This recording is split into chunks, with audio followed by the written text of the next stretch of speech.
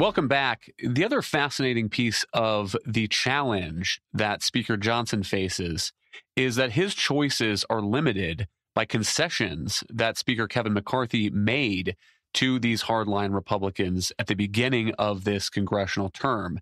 And Kate, I wonder if you can explain how that works, this Rules Committee seats, and the fact that now Republicans are having to pass things under suspensions of the rules. I would consider this really the original sin of the House's current dysfunction in this particular Congress.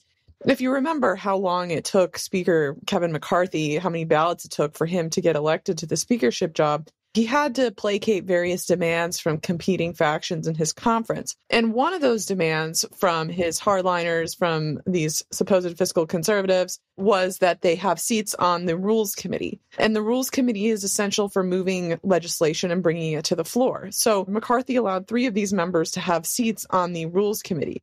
Now, the practical effect of that has been that these members won't allow anything to move through the Rules Committee. When you can't get a piece of legislation on the floor through the normal fashion, you have some procedural options you can go through, and one of them is called a suspension of the rules. And what that means is that you can bring something to the floor, but it requires 2/3 of the body to agree on it to suspend the rules. So now basically the House is being forced to operate much like the Senate, except it has none of the experience of needing so many votes to pass anything. Another reality of that means that it has taken a lot of leverage away from Republicans and their ability to get priorities done, because now they need a lot of Democratic votes to pass anything. And that means Democrats can make demands, and it means that the GOP can't get things they want done. And so one of the more regrettable things about this entire episode with the budget that we're now finishing nearly halfway into the fiscal year is that it's possible to imagine that Republicans could have actually gotten some policy priorities in the budget fight if they had all hung together and insisted on a couple discrete wins. And the example I've been using is perhaps overturning President Biden's really destructive ban on liquefied natural gas. I mean, here's an example of something. Energy policy is one of the last places where Republicans are fully in agreement.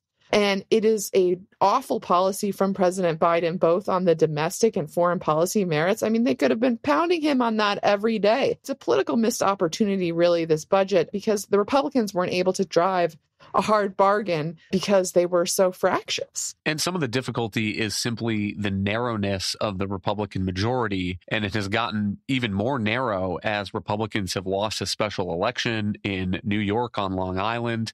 But part of it is the existence of this chaos caucus that seems to me to be more interested in making headlines and working on their politics back home than either getting anything done or defending the Republican caucus. Because remember, to win a majority in the House, to retain a majority after this November's election, Republicans need to win some of those seats, including in Biden districts where President Biden is not all that unpopular, in places like the suburbs of New York, the suburbs of Chicago, in California. And they need to be able to go to those voters and say, we are willing to pass a budget. We're not going to shut down the government and stop people from getting their Social Security checks and so forth.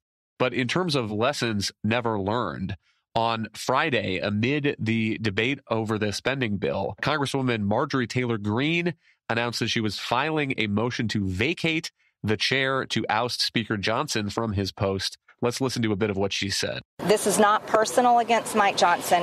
He's a very good man, and I have respect for him as a person, but he is not doing the job. The proof is in the vote count today. He passed a budget that should have never been brought to the floor. We have to find a new Speaker of the House. I'm not sure how that vote count would be, and I've heard a lot of Democrats may support him, so I'm not sure how that works out. If they do that, don't you worry that you're basically pushing him or any new Speaker into the arms of Democrats?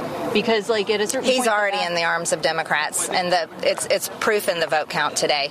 The latest that I have seen on how this is going to unfold procedurally, there's a line in a Washington Post report that says, because this motion to vacate the chair was not filed with advance notice of the resolution, it does not automatically move to the top of the House's agenda and can't be considered until after a 16-day recess. So, Monet, fascinating how this is going to play out now. All of these members of Congress are going to fly home to their districts, and then I guess maybe there will be a vote on retaining or ousting Speaker Johnson when they get back, or maybe not. Yeah, it seems like we'll have to wait and see exactly how it's going to play out. I'm certain that Speaker Johnson at the moment is already in touch with his staff about how they're going to game plan for it, probably getting in touch with some of the conservative members of his conference and making sure that the support is still there.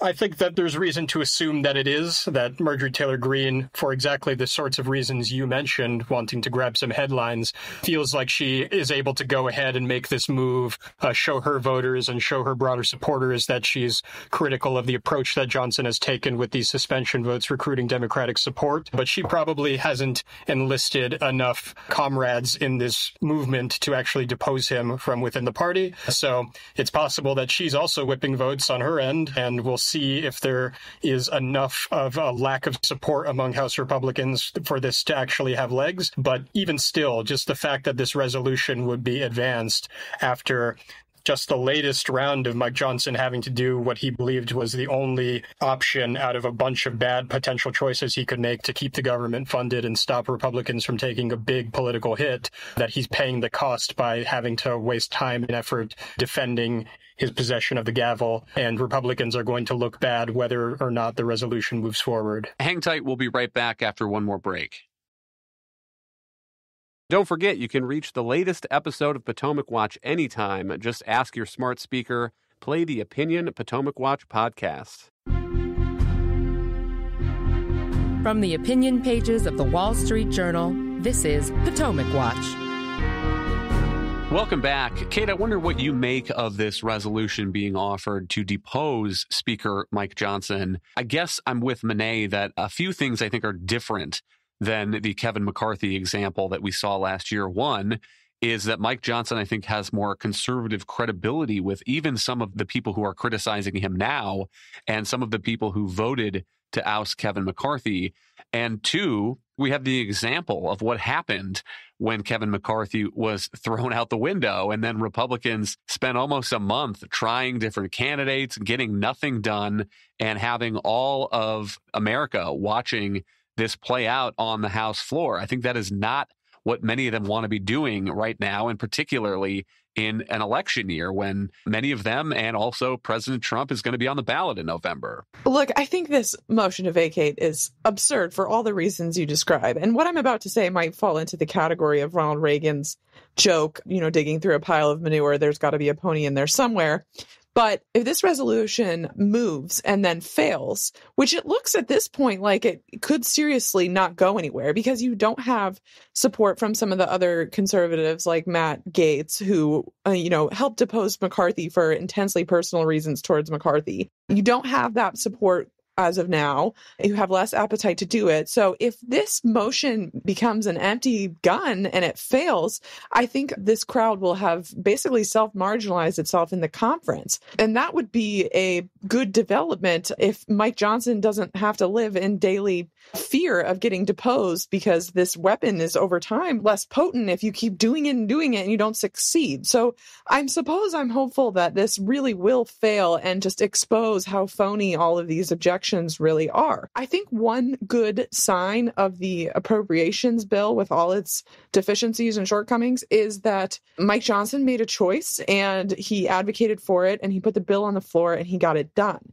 In recent weeks, he's appeared somewhat reticent, trying to manage all of these competing factions in his narrow majority. And it wasn't clear what he was going to do. But I think the backbenchers in his conference are likely to respect his show of leadership, his stepping up to the plate and deciding what needs to be done in defending it. And so I guess I'm hopeful that what we have here is a success from Johnson that we can compound into other successes, such as U.S. support for Ukraine, which has been stalled out for the House. But if these critics are going to howl and threaten him no matter what, maybe over time he becomes more able to just tune out that noise and continue moving on priorities. If this motion to vacate a chair does come up, it will definitely be a spectacle. One thing that will be interesting to watch is what Democrats under their leader Hakeem Jeffries do. Jeffries has at some points made intimations that if there were another move to oust another Republican speaker, that he might be willing to lend some votes in order to keep Mike Johnson in place.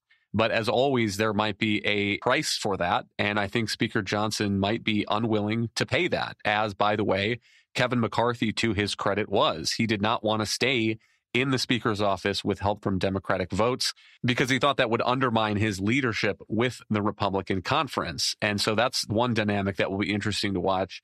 But Monet, Kate a moment ago mentioned Matt Gaetz, and he is another interesting figure here. Here's what he's saying on Friday. If we vacated this speaker, we'd end up with a Democrat. When I vacated the last one, I made a promise to the country that we would not end up with the Democrat speaker.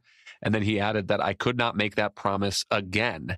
And so that is a notable piece of caution from one of the people who was a driver of the effort to throw out Speaker Kevin McCarthy. Yes, I think that Matt Gaetz was able to convince his own constituents, both the voters in his home district in Florida and also his many admiring fans from his other public appearances, that the McCarthy fight was a success, that it pushed the Republican Party in a conservative direction.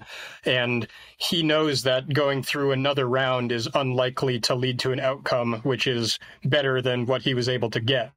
Now, obviously, his premise is flawed because if you look at the policy that has come out under the Johnson speakership, none of it has reflected conservative priorities any more than the bills that McCarthy pushed. In fact, I would submit that the debt ceiling deal from May 2023 was the high watermark for Republicans in terms of actually exacting certain priorities, notwithstanding a failure to increase the defense budget as much as non-defense discretionary spending. You did get things like work requirements, and you got the clawback of the funding for the IRS, all of which Kevin McCarthy was able to negotiate. But Mike Johnson, despite perhaps having more conservative bona fides personally than Kevin McCarthy, is working with a very unruly caucus and has been having to depend on this Democratic support to get these bills pushed across. And they're already exacting a big price in terms of policy in every single one of these deals. And so I think Gaetz is actually correct in the sense that Democrats' leverage will only increase if there is another move to depose the speaker. We would get much worse policy outcomes for conservatives substantively in every single one of these deals. And he probably wants to continue to take his victory lap from deposing McCarthy, despite the fact that it hasn't actually improved anything for himself or his constituents. He knows that he's unlikely to come out looking good if Republicans descend into another chaotic infight. Thank you, Monet and Kate. Thank you all for listening. You can email us at pwpodcast@wsj.com. If you like the show, please hit that subscribe button, and we'll be back next week with another edition of Potomac Watch.